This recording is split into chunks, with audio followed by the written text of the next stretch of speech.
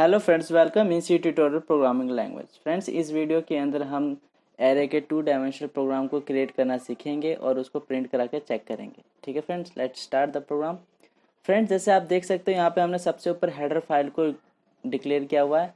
यहाँ पे hash include studio dot H लिखा हुआ है फ्रेंड्स। ठीक है, इसके अंदर फिर इसके बाद हमने क्या किया है, इंटीजर टाइप का मेन फंक्शन यहाँ से स्टार्ट किया है। यहाँ से हमारा मेन फंक्शन स्टार्ट हो चुका है फ्रेंड्स। आप देख सकते हो इसके अंदर हमने इंटीजर टाइप का डाटा टाइप लिया। हमने नॉर्मली इंटीजर ले लिया ताकि समझाने में आसानी हो और आपको समझने में भी आसानी हो। ठीक है फ्रेंड्स, तो फ्रेंड्स इसमें हमने क्या किया है, 4 वेरिएबल हमने डिक्लेयर किए हैं।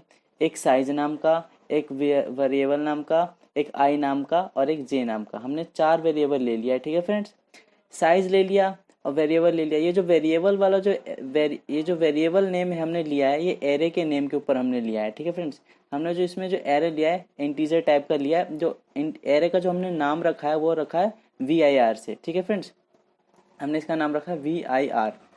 ओके फ्रेंड्स, ये थोड़ा चेंज हो गया। ठीक है, जैसे VIR नाम हमने इसके रख दिया है और इसके अंदर जो हमने रो दिया है 3 दिया और जो हमने कॉलम दिया है 3 दिया है। यानी जो हमने रो का साइज दिया है 3 दिया और कॉलम का साइज भी 3 दिए दिया। ठीक है फ्रेंड्स, ये तो जो हमारा साइज होता है हमारा मैक्सिमम साइज होता है। ठीक है फ्रेंड्स, यानी कि हम मैक्सिमम 3 तक ले सकते हैं। हम चाहते हो तो इसको 4 भी कर सकते हैं, 5 भी कर सकते हैं, लेकिन एग्जाम छोटा सा प्रोग्राम हमने लिया है ताकि हमें समझने में आसानी हो, तो हमने 3 रो और 3 कॉलम का एग्जाम्पल ले लिया। ठीक है फ्रेंड्स, आप यहाँ पे जितना चाहे उतना ले सकते हो मैक्सिमम साइज। फिर उसके बाद हमने क्या किया है, प्रिंट टाइप फंक्शन का यूज किया। प्रिंट टाइप फंक्शन के अंदर हमने क्या किया है, लिखा है enter the size of an array और फिर ये /n कर दिया ताकि नेक्स्ट लाइन में आ जाए।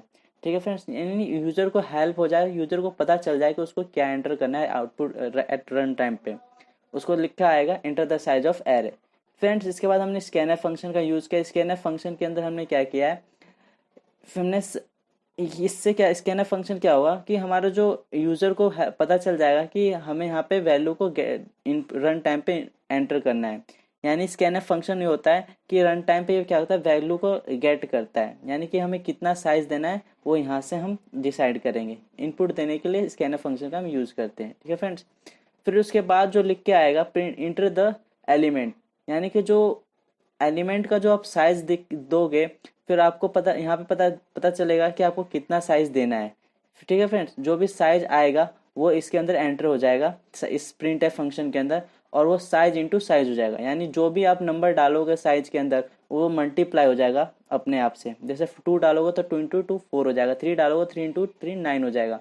ठीक है फ्रेंड्स, जैसे आप ऊपर देख सकते हो हमने ऊपर क्या लिया है, मैक्सिमम साइज 3 लिया है। तो आप यहाँ पे जो साइज की वैल्यू आप दे सकते हो 1 दे सकते हो, 2 दे सकते हो, 3 दे सकते हो, 4 नहीं दे सकते। अगर आप 4 दोगे तो क्या होगा, एरर शो हो जाएगा। यानी कि जो वैल्यू है वो ठीक से रन नहीं करेगा। यानी कि जो मैक्सिमम साइज तक ही हम दे, जितना हमने लिया उतना ही दे सकते, उससे एक्स्ट्रा नहीं दे सकते। ठीक है फ्रेंड्स, उसके बाद हमने क्या किया, एक फोर लूप का यूज़ किया। यहाँ से आप जैसे देख सकते हैं हमने यहाँ पे फोर लूप का यूज़ किया हुआ है।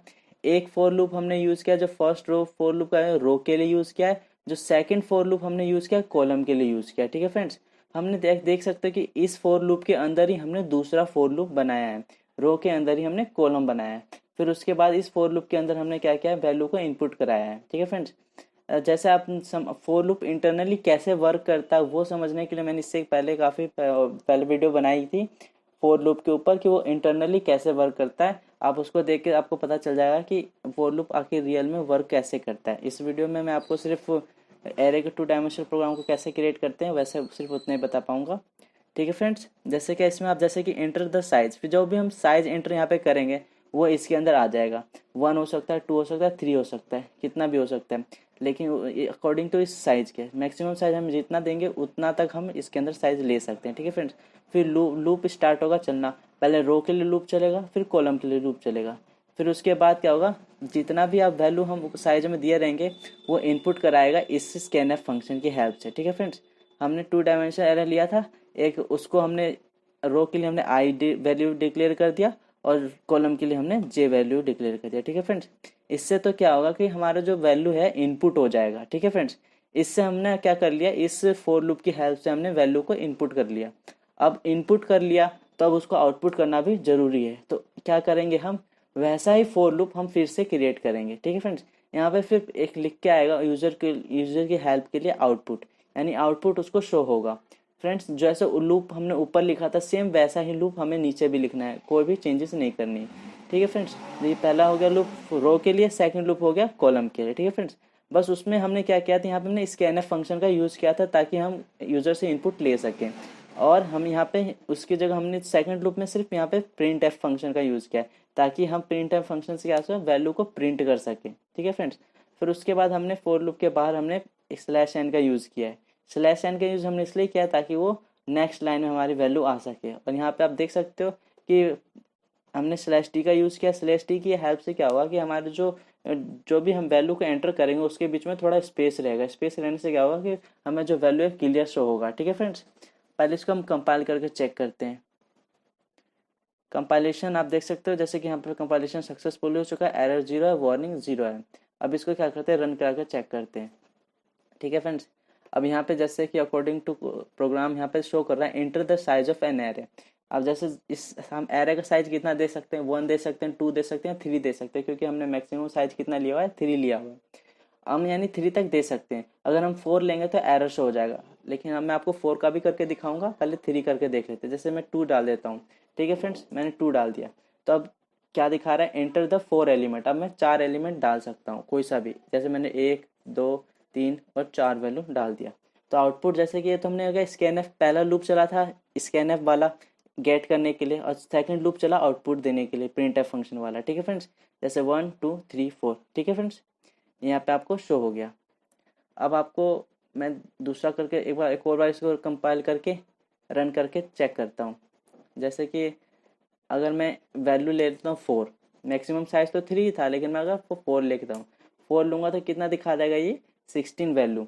लेकिन 3 इंटू 3 कितना होता है, 9 होता है। तो हम मैक्सिमम 9 ही ले सकते हैं, लेकिन हमने यहाँ पे 16 ले लिया। तो क्या होगा, ये रन तो करेगा लेकिन प्रॉपर नहीं करेगा।